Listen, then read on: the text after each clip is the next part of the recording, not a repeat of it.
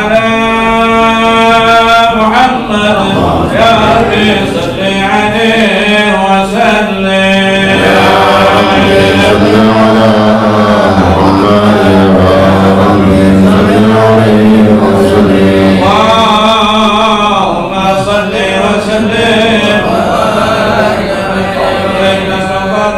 بسم الله الرحمن الرحيم إنا فتحنا لك فتحا مبينا ليغفر لك الله ما تقدم من ذنبك وما تأخر ويتم نعمته عليك ويهديك صراطا مستقيما وينصرك الله نصرا عزيزا لقد جاءكم رسول من أنفسكم عزيز عليه ما عنتم حريص عليكم بالمؤمنين اللهم صل وبارك عليه ولما تم من عبد زمان رسول الأكوان المروية وفي المدينة المنورة يقول عبد الله وكان قد اكتسب بأوانه من يلي من الضالة النجارية ومكث فيهم زارا زيما يعانون سفه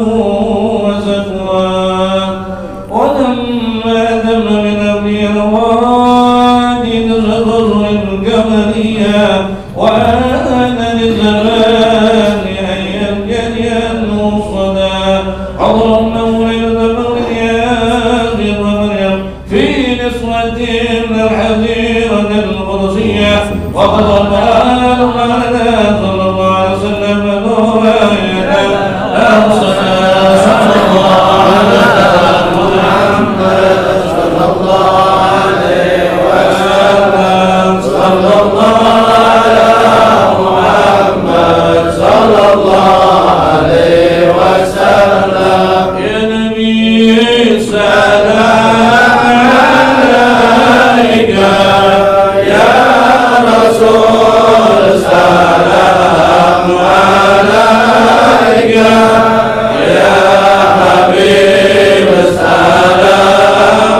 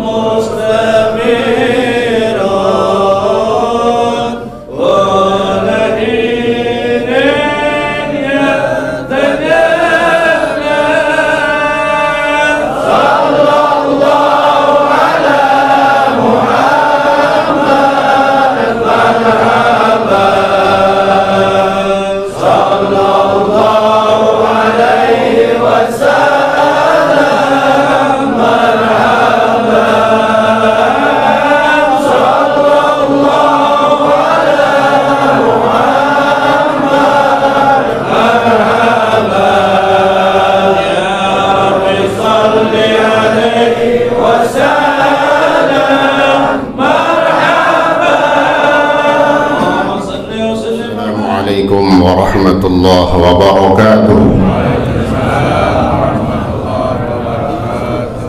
Alhamdulillah wa syukurillah. Pada pagi hari ini, tepatnya kita berada di hari Jumat, sebagaimana pengajian kita sebagaimana biasa, Sayyidul Ayyam. Mudah-mudahan ini menjadi jelas dan keyakinan kita, tambahan pahala yang Allah berikan di hari Jumat, bahwa seluruh ibadah yang dilakukan di hari Jumat, malam Jumat, mendapatkan pahala yang berlipat-lipat ganda. Jadi malam Jumat bukan terkenal doang, ya. Bahwanya dimaksud malam Jumat, ya hari Jumat, artinya semua ibadah itu berlipat-lipat ganda pahalanya, besar pahalanya. Mendatangi istrinya, ya besar pahalanya. Yang penting jangan datengin bini orang, itu yang nggak boleh, ya. Masih ada itu kemplang, bahasa kemplang. Alhamdulillah, pagi hari ini kita mengawali dengan banyak kebaikan ibadah. Mudah-mudahan semuanya diterima oleh Allah Subhanahu wa taala. Amin ya rabbal alamin. Yang terpenting ketika kita berada di waktu pagi hari, kembali kita bisa menghembuskan dan menghirup udara segar, maka itulah satu nikmat yang luar biasa. Tetapi ada nikmat yang besar dan lebih besar dari nikmat sehat. Yang pertama adalah nikmat Islam. Masih adanya Islam dalam tubuh kita, jiwa kita. Kita masih beragama Islam sebagai seorang muslim ketika pagi hari, maka itu satu nikmat yang luar biasa. Sampai ada seorang ulama berkata di dalam kitab, maka sebaiknya setiap pagi hari kita mengucapkan kalimat Alhamdulillah. Alhamdulillahnya, Alhamdulillah apa? Alhamdulillah ala ni'matil Islam wa kafa biha min ni'mah. Itu kalimatnya. Tiap pagi kita baca Alhamdulillah ala ni'matil Islam. Gampang. Alhamdulillah, segala puji bagi Allah ala ni'matil Islam, atas nikmat Islam. Kita bersyukur. Itu kalimat Alhamdulillah itu bukan pujian aja, tapi doa. Alhamdulillah bukan zikir aja, tapi doa. Sampai kata Nabi di dalam hadisnya, wa afdalud du'ai alhamdulillah, afdalu dzikri la ilaha illallah, wa afdalud du'a alhamdulillah. Tuh. Afdalul dzikir ya la ilaha illallah, kan gitu. Afdalul dzikri la ilaha illallah. Wa afdalud du'ai alhamdulillah. Doa yang paling afdal adalah diantaranya dengan kalimat Alhamdulillah. Jadi kita bisa ngucapin kalimat Alhamdulillah, bukan saja ditulis orang yang sedang berzikir dengan kalimat Alhamdulillah, tapi kita sedang berdoa.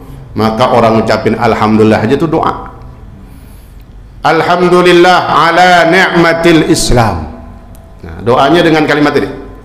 Segala puji bagi Allah ala ni'matil Islam, atas nikmat Islam dalam diri kita. Wa kafa biha min ni'mah, dan cukuplah Islam ini sebagai nikmat yang luar biasa. Kafa biha min ni'mah, tidak ada nikmat yang lain, cukup. Maknanya seandainya Allah cuma kasih kita Islam doang, fakir, miskin, ekonomi kurang, maaf ya, Allah uji dengan macam-macam sakit, tapi yang penting Islam, wa kafa biha min ni'mah, itu satu nikmat yang cukup bagi kita, ya. Daripada orang sehat, kaya, punya apa saja, kekuasaan, jabatan, pangkat, materi dunia dia punya, tapi kafir, tidak ada Islam dalam dirinya, kata Imam Haddad, maka sungguh itu adalah orang yang sangat merugi dunia dan akhirat. Alhamdulillah, coba Alhamdulillah ala ni'matil wa kafa biha min ni'mah. Pendek Pak, panjang nggak? Ya, minimal ngaji namanya, ngaji ada yang kita bawa tambahan. Ini ulama nganjurin. Alhamdulillah ala ni'matil, terus wa kafa biha min ni'mah. Sebab apa lagi katanya? Dalam satu kitab juga disebutin ba'dus salihin. Ada sebagian orang saleh ketika waktu pergi haji, ketika wukuf tepatnya, kalau wukuf di tanah Arafah.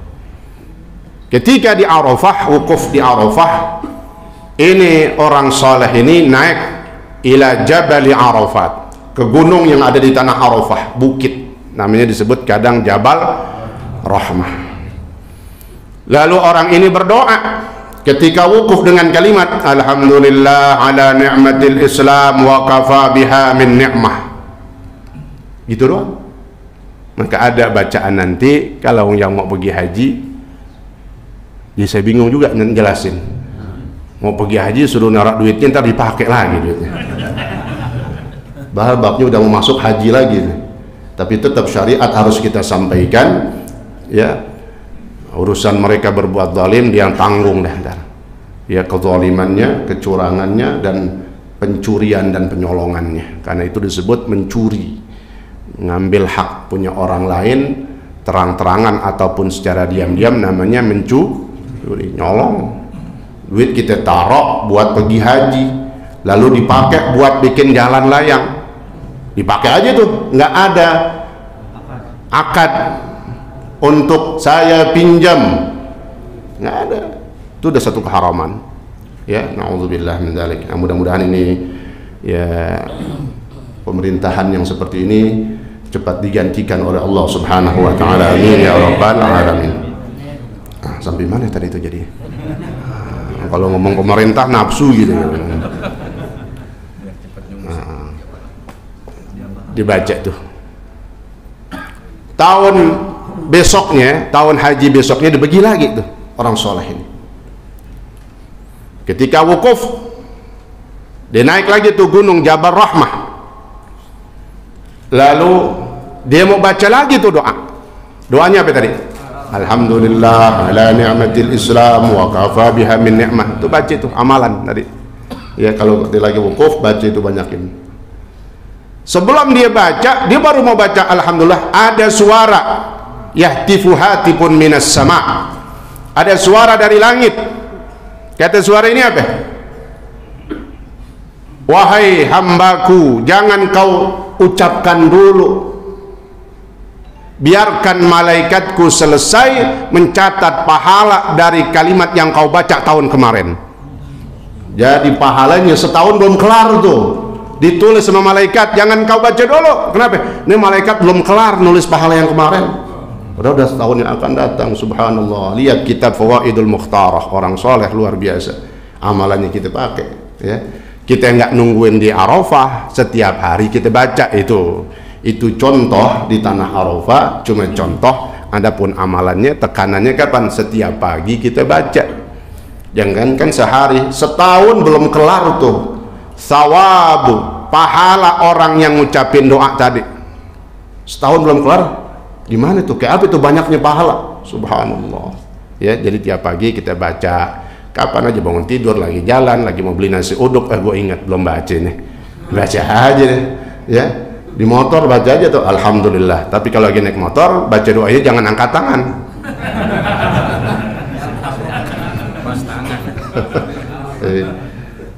Alhamdulillah ala ni'matil Islam wa kafa biha min ni'mah. Baca, itu pahalanya besar dan menjaga akidah kita. Nah, kita lanjutkan pembacaan kitab yang akan kita baca dan melanjutkan, ya. Jadi setiap Jumat insyaallah yang pengajian keliling kita baca kitab Risalatul Muawanah.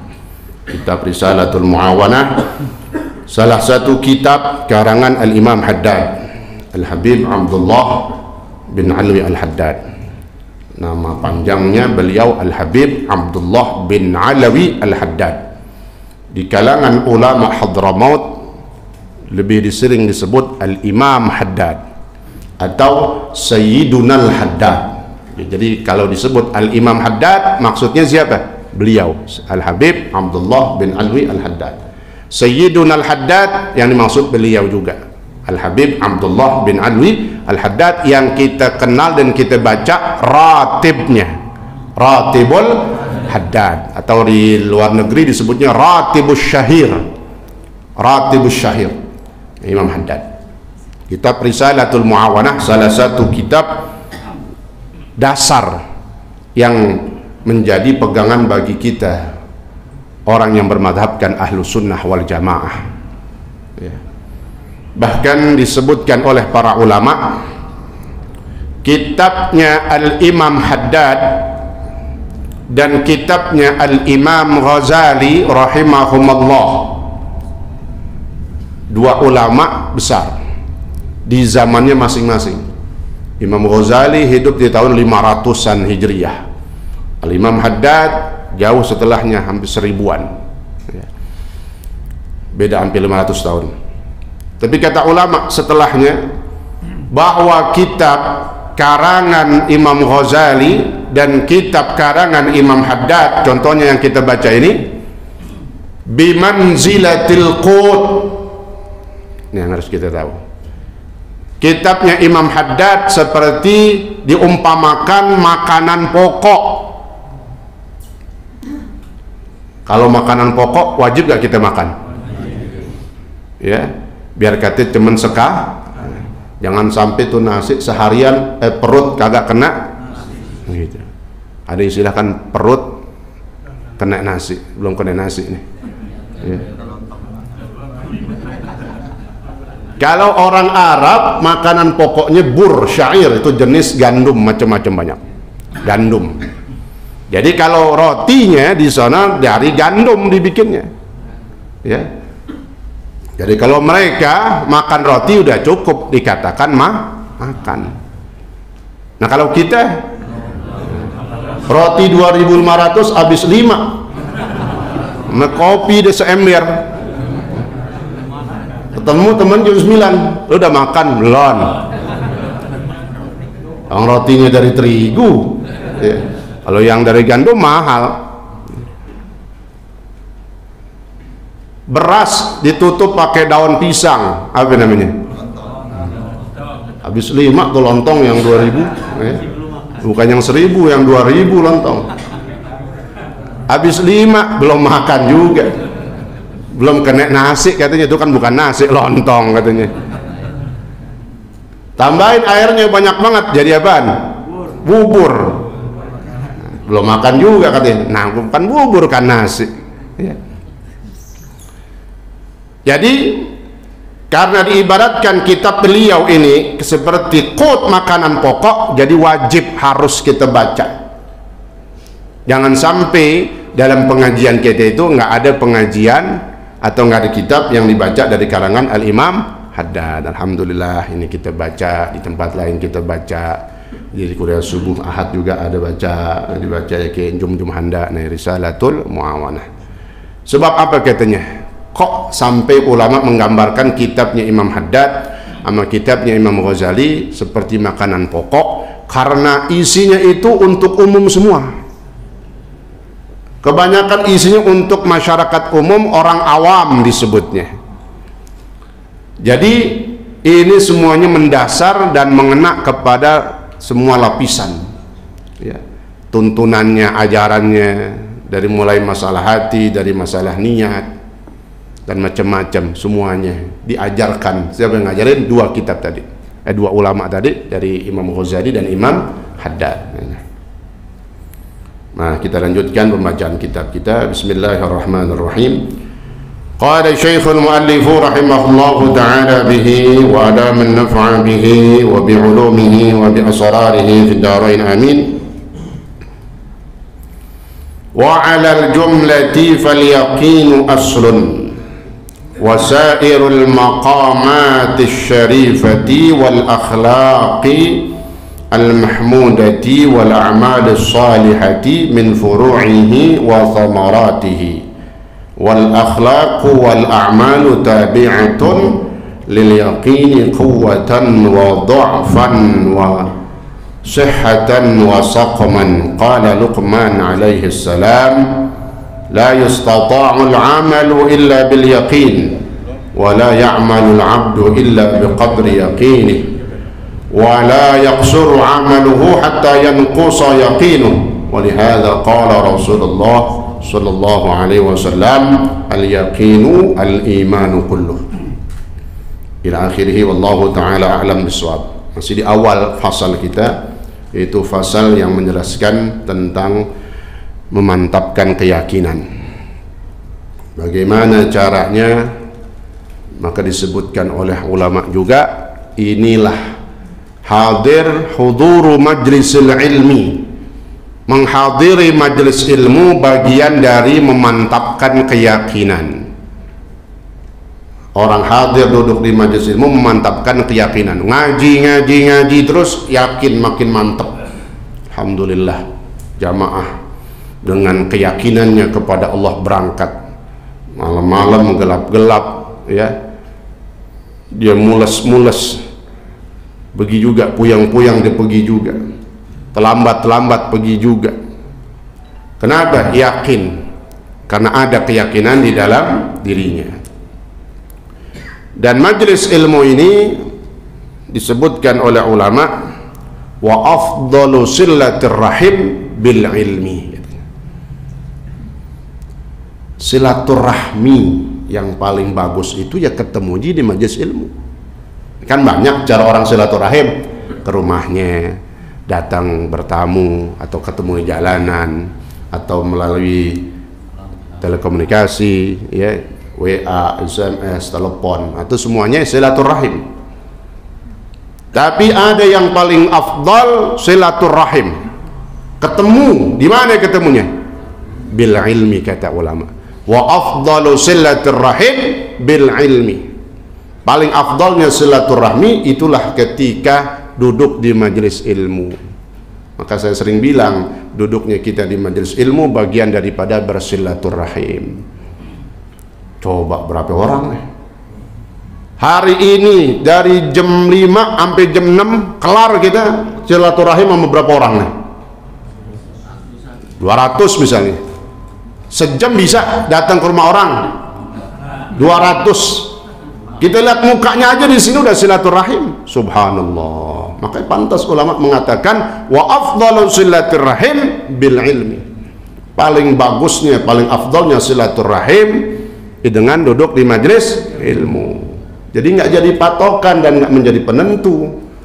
Wah, tuh orang kagak bergaul. Ngapa emang? Nggak pernah nongkrong, bengkolan maksudnya. Oh, nggak jaminan nongkrong doang, ngaji kagak. Yang paling bagus silaturahim bergaul itu bermasyarakat di mana? Nih, duduk di majelis ilmu. Itu yang namanya bergaul dengan masyarakat, bukan ngobrol di depan pintu rumah, gosip tuh bisa. Nongkrong di pengkolan, ketemu di tukang sayur, enggak. Tapi yang paling bagus silaturahim ketemu di mana? Di majelis ilmu. Jadi banyak manfaat orang duduk di majelis ilmu, menambah keyakinan, bersilaturahim, dan silaturahimnya nggak satu orang, tapi dengan banyak orang. Subhanallah ini. Maka secara global al-yaqin aslun. Kenapa fasal pertama Imam Haddad nyebutin di awal tentang faslun fil yaqin? Fasal yang menjelaskan tentang anjuran kita menguatkan bitaqwiyati yaqinika wa tahsinih, itu perintahnya. Menguatkan keyakinan dan membaguskan yakin kita. Kenapa? Karena al-yaqinu aslun, kata beliau. Karena keyakinan itu dasarnya, asli, asal. Apa bahasanya? Bahasa Arabnya itu tadi aslun dasar, kalau diartikan dasar. Yakin ini dasarnya, Pak. Ini kita bisa hadir kemana aja, semua kita ngerjain kebaikan, sedekah kita. Ngomong lagi ingat sedekah, kalau mau kantong hijau tadi nggak apa-apa. Nah, tadi Pak Haji Hasib ngomong gimana saya pakai kantong hijau, nggak apa-apa, emang pada siapin duit itu ya. Ya pokoknya rogoh aja begini, rogoh aja ya, gitu. Lagi mau lewat rogoh aja begitu. Ya itu. Kalau mau lewat silahkan, mau lewat ya sekarang nih, saya kasih waktu nih itu. Udah? Hah? Ya kalau belum siap nggak apa-apa, lagi mat depan. Ada. Oh, di depan sini, di depan. Ini duit pada pegang semua nih. Kenapa ya? Ini hari Jumat, sedekah paling afdol. Ya. Ceban sama juga dengan hitung aja sendiri dah, saking banyaknya itu pahala. Ya, subhanallah. Jadi apa kata Imam Haddad? Fal yaqinu aslun. Ingat, yakin itu karena dasarnya.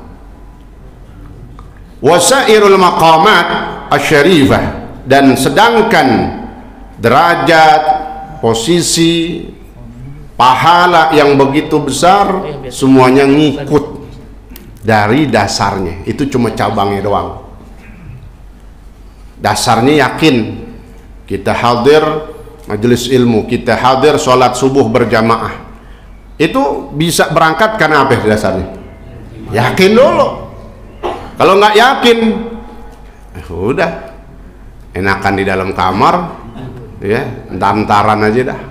Karena nggak yakin pahala sholat subuh berjamaah, pahala sholat di masjid, nggak yakin dengan pahala duduk di majelis ilmu.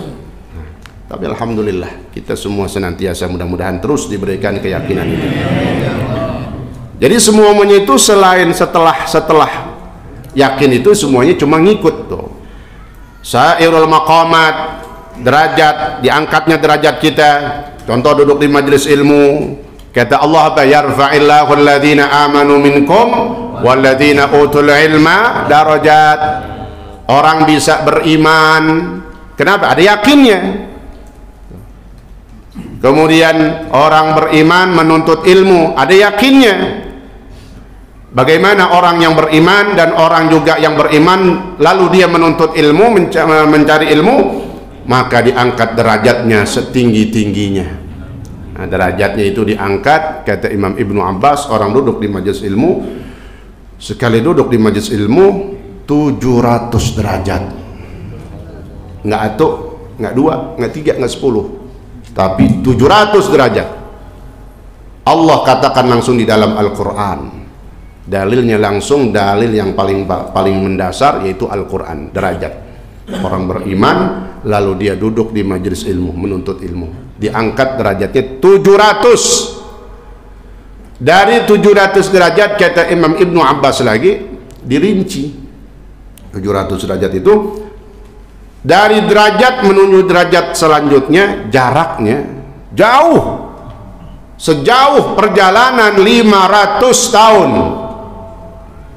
Pernah jalan 500 tahun? Gempor gitu ya. Hidup aja kagak 500 tahun.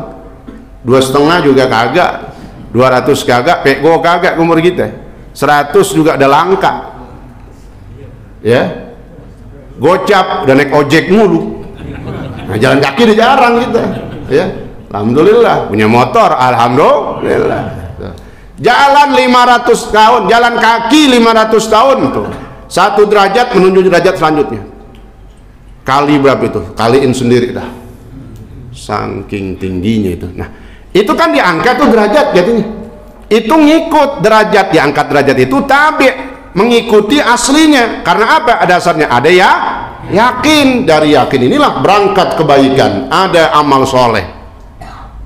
Diangkat derajat karena ada dasarnya. Apa tadi? Ya, itu kata Imam Haddad, faliyaqinu aslun. Yakin itu dasarnya, sehingga orang bisa beramal soleh, berbuat kebaikan dan macam-macamnya.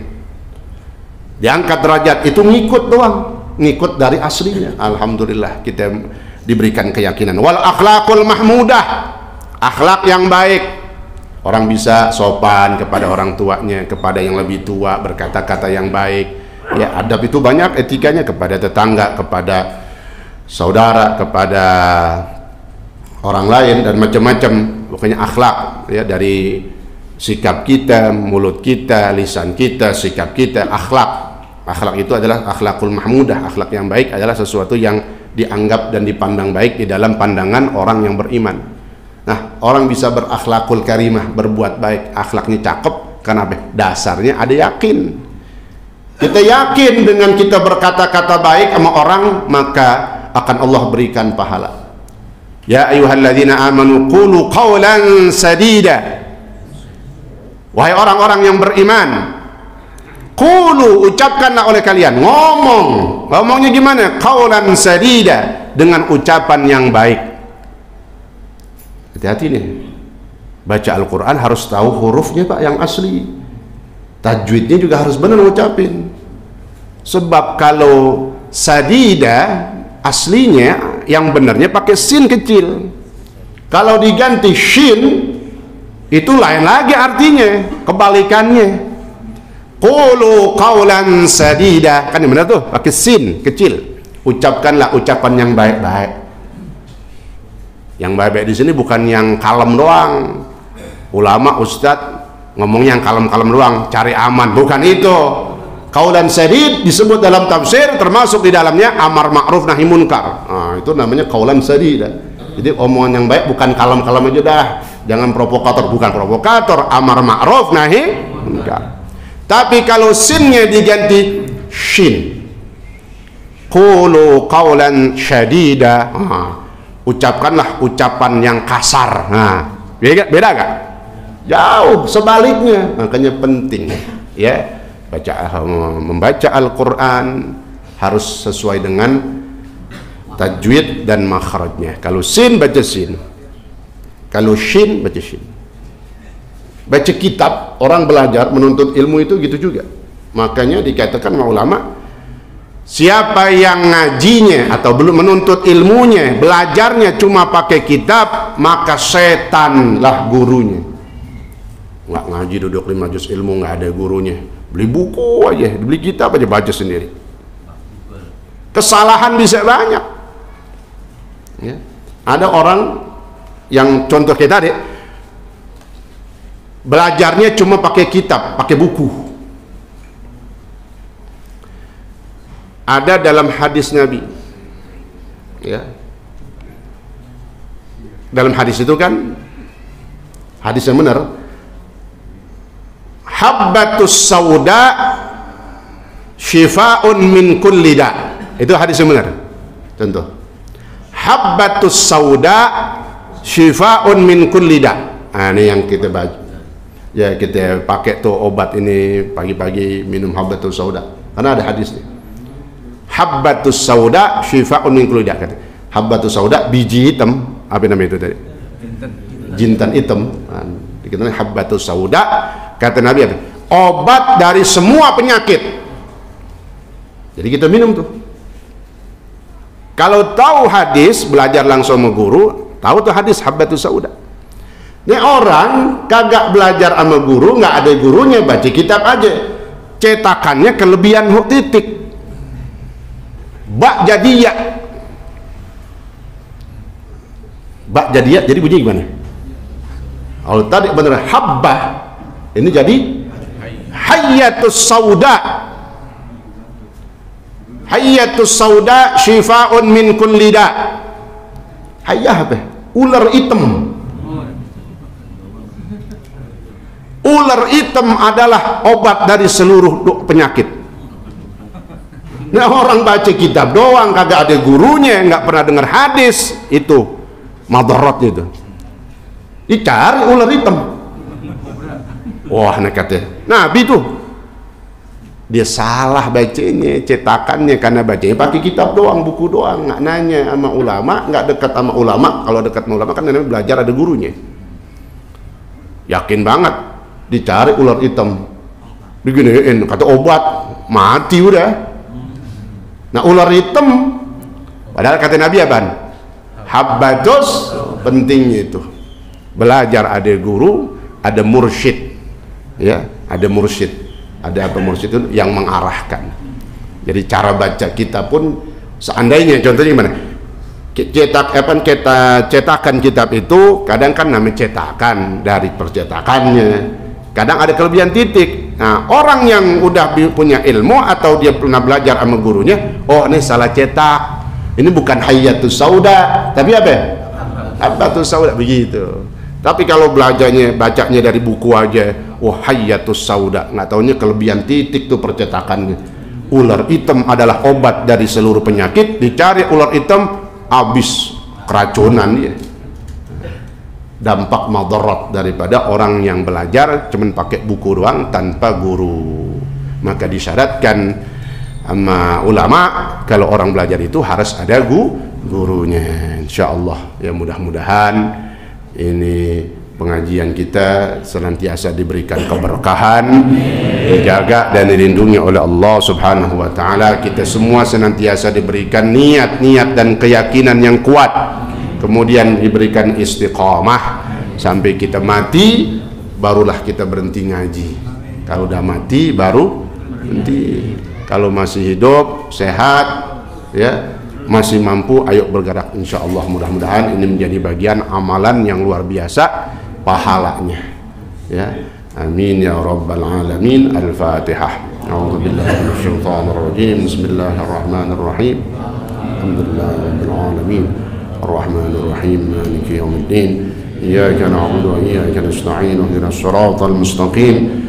صراط الذين أنعمت عليهم غير المغضوب عليهم ولا الضالين آمين. بسم الله الرحمن الرحيم. الحمد لله رب العالمين. اللهم صل وسلم وبارك على سيدنا محمد وعلى آل سيدنا محمد. اللهم ربنا انفعنا بما علمتنا وعلمنا ما ينفعنا وزدنا علما والحمد لله على كل حال برحمتك يا أرحم الراحمين. اللهم اغننا بالعلم وزينا بالحلم واكرمنا بالتقوى وجملنا بالعافية برحمتك يا أرحم الراحمين. وصلى الله على سيدنا محمد وعلى آله وصحبه وسلم والحمد لله رب العالمين. والسلام عليكم ورحمة الله وبركاته.